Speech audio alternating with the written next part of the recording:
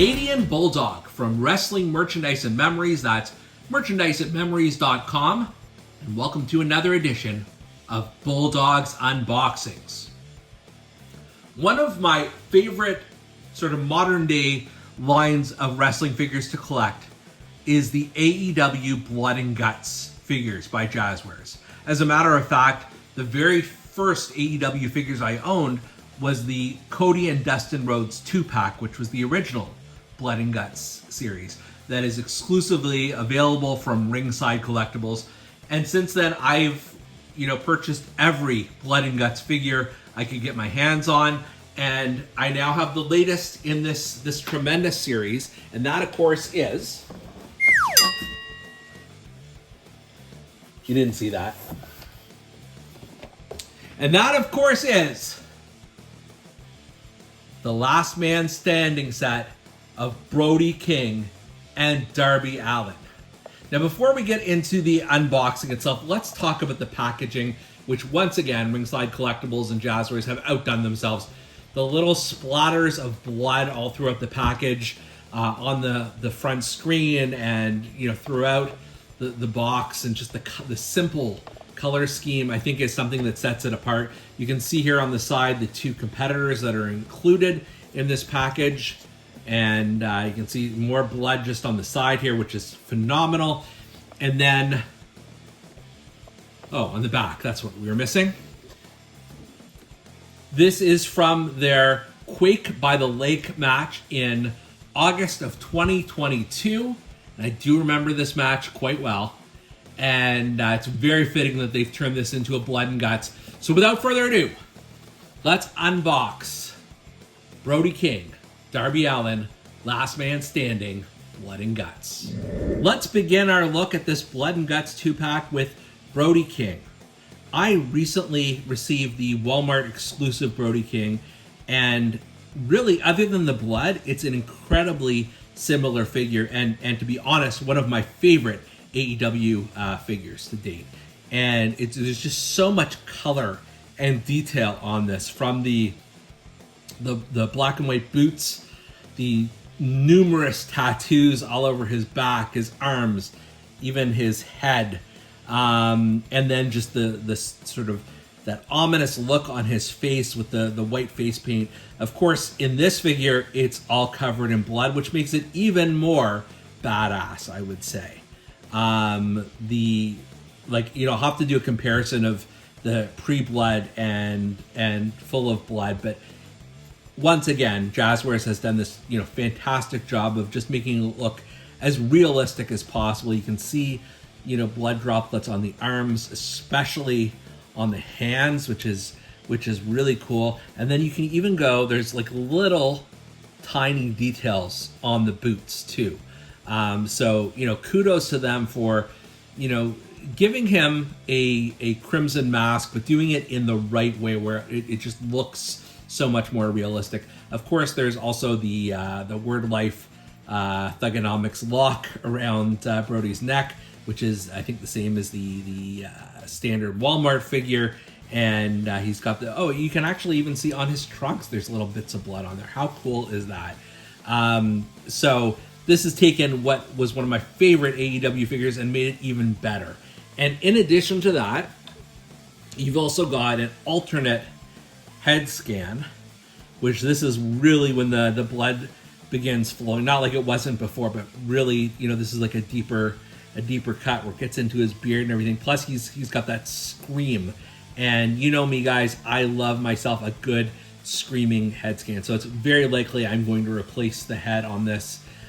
In addition, you've got the two fists that you can replace with, and they're, of course, just covered in blood as well. So this is, really how you would want a Brody King for this particular set. It's colorful as it is, and then these little specks of blood everywhere just make it jump out at you. So full marks for this one. Turning our attention to Darby Allin.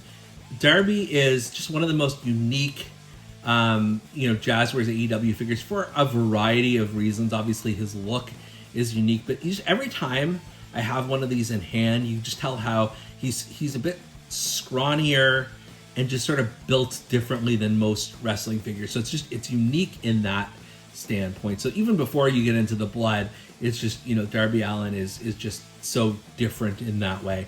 Let's take a look at, you can see there's lots of details for the blood here. He's got some scrapes even here going through his back and his shoulders. And then you've got the handprint on his left shoulder, which it reminds me of I think it's the Cody Rhodes, the first Blood and Guts that has that. And then underneath his necklace here, which is detachable. And then you've got obviously the full complement of Darby's tattoos on his arms and on his, well, I guess mostly on his arms, right? And then his chest. What I find, I'm assuming these are meant to be bruises right here. If you see the dark black, it could be something else. It could be some sort of paint, but it just, that's different than the typical Darby Allin figure you've got. But they put so much love into this figure, just between the look itself and then the additional little splatters of blood. And unlike Brody King, they haven't overdone it. Like, it's, yes, he's bleeding, and okay, maybe you can argue the handprint is a little much on there, but this is not really, the huge, gory, crimson mask that we've seen with so many of these Blood and Guts figures. So I really like this for a variety of reasons. And then in addition, you've got an alternate head scan, another screaming one, and you can see there's little specks of blood in his hair. But I mean, it's not overdone, but it's a good screaming head scan once again. So that's an option. And then you have a bloody skateboard, and this doesn't have any wheels, and the one in the match I don't believe did either, which is a good thing because the Darbys that I have posed on my shelf, I always put him on top of the skateboard with wheels, and they always fall over. So this is one hopefully he can hold.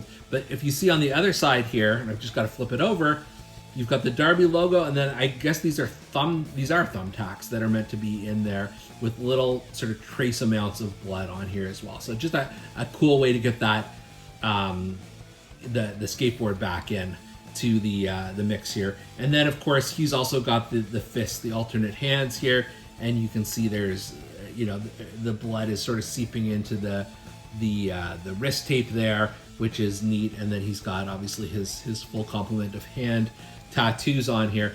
I think I like the scowling look a little bit better on this one than the screaming one, but both are good. Like, both are definite possibilities.